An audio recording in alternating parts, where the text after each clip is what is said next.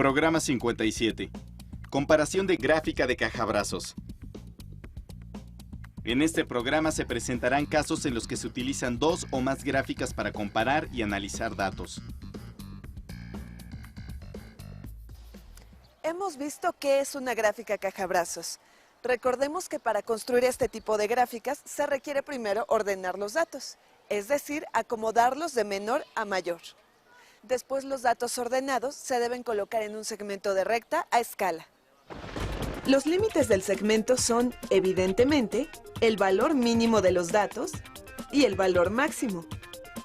El segmento de datos debe separarse en dos mitades por la mediana. Y cada mitad debe separarse a su vez en dos nuevas mitades.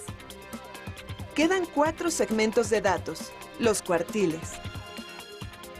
Hay que identificar el valor que separa el primero del segundo cuartil y el valor que separa el segundo del tercer cuartil.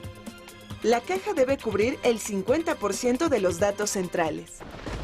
En este programa veremos diferentes situaciones en las que se utilizan gráficas cajabrazos para presentar información. La Ciudad de México es una de las que tiene mayor contaminación atmosférica en el mundo. El ozono es uno de sus principales contaminantes. Altas concentraciones de ozono en el aire pueden causar irritación de ojos y garganta, tos, dificultad para respirar, náusea y dolor de cabeza. En México se ha establecido que la concentración máxima de ozono permisible en el aire es de 0.110 partes por millón. Si este límite se franquea, se establece el plan de contingencia ambiental. Para conocer los niveles de los principales contaminantes, las autoridades han desarrollado el Sistema de Monitoreo Atmosférico, CIMAT. Los niveles de ozono se monitorean y se miden todos los días del año. Esta información es primordial para evaluar la calidad del aire. ¿Te das cuenta? En un año se genera mucha información acerca de estos contaminantes. Veamos cómo se organizaron los datos registrados de niveles de ozono en el Valle de México.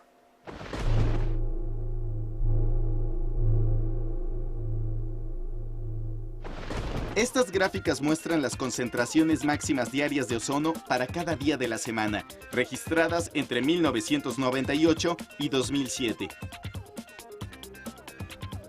Cada día de la semana es, a su vez, una gráfica de cajabrazos colocada de manera vertical. Por ejemplo, para construir esta parte de la gráfica se midió, para todos los lunes entre 1998 y 2000, la concentración máxima de ozono. El proceso se repitió simultáneamente para todos los días de la semana. Analicemos los datos del 2007. Los máximos niveles de ozono se registraron los días viernes y sábados. Ello provocó que al menos un viernes y sábado del 2007 se activara el programa de precontingencia ambiental.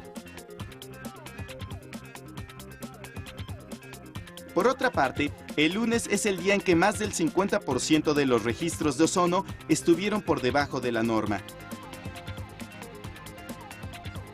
En los demás días, el 50% de los registros estuvieron por arriba de la norma. El domingo es el día con menor nivel máximo de ozono. Sin embargo, aproximadamente en el 75% de los registros para este día de la semana mostraron, al igual que los sábados, concentraciones de ozono superiores al valor de la norma. Observa que las concentraciones máximas diarias de ozono registradas en 2007 han disminuido en relación con los años anteriores. Las gráficas de cajabrazos nos permiten presentar una gran cantidad de datos y su distribución de manera clara y sencilla. Por medio de ellas podemos conocer y comparar la tendencia central de los datos, así como su variabilidad. Las gráficas de cajabrazos se pueden construir tomando como referencia otras medidas de tendencia central. Veamos otra situación relacionada con la contaminación ambiental, la lluvia ácida.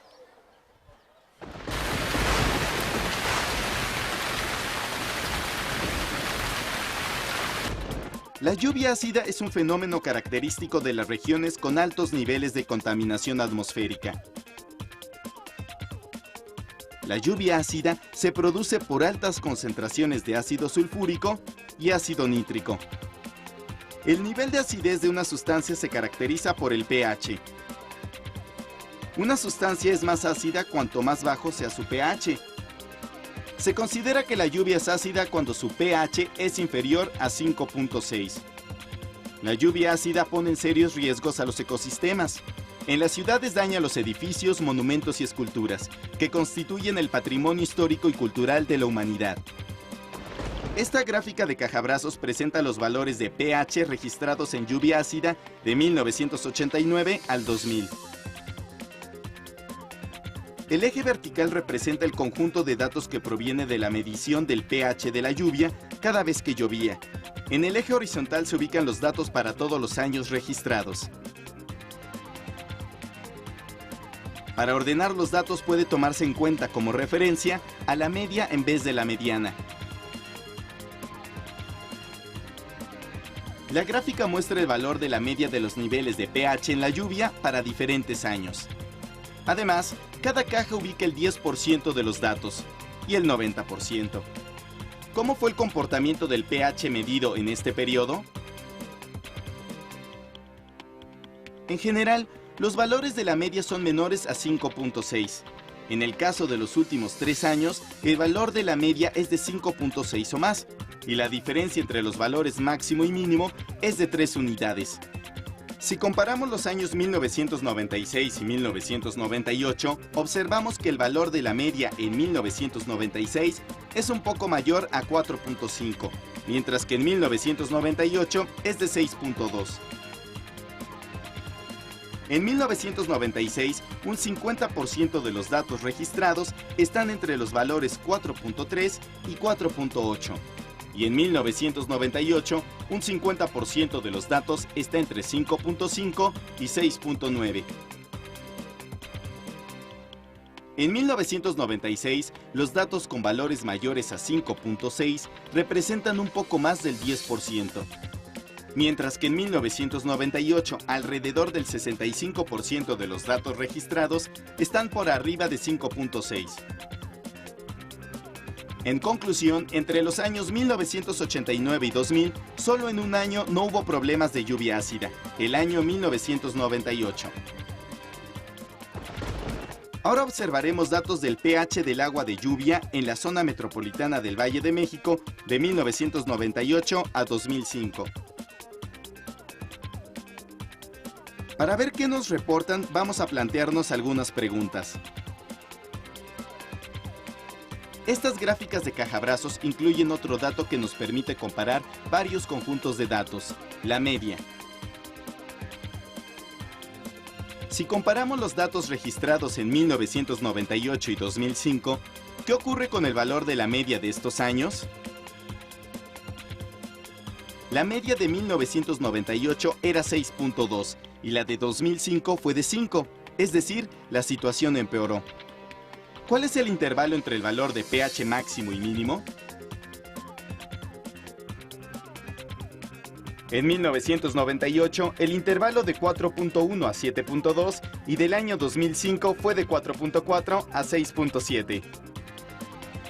Según esta gráfica, ¿cuál de las siguientes afirmaciones es correcta? Lo único que podríamos afirmar es que ha sido difícil controlar los niveles de acidez de la lluvia. Hemos visto dos situaciones en las que el uso de la gráfica Cajabrazos ha sido útil para presentar la distribución, tendencia y variabilidad de grandes conjuntos de datos. En el caso de los niveles de ozono en el medio ambiente, se han utilizado las gráficas en su forma original, construidas a partir de 5 datos, siendo uno de ellos la mediana. En el caso de las muestras de pH de la lluvia ácida, las gráficas incluyen otros datos, por ejemplo, el valor de la media. Con ellos podemos analizar aún más su distribución. En conclusión, la gráfica Cajabrazos es muy útil para comparar conjuntos de datos, particularmente cuando el número de datos es muy grande. Junto con tu maestro, investiga otros usos de este tipo de gráficas. ¡Hasta luego!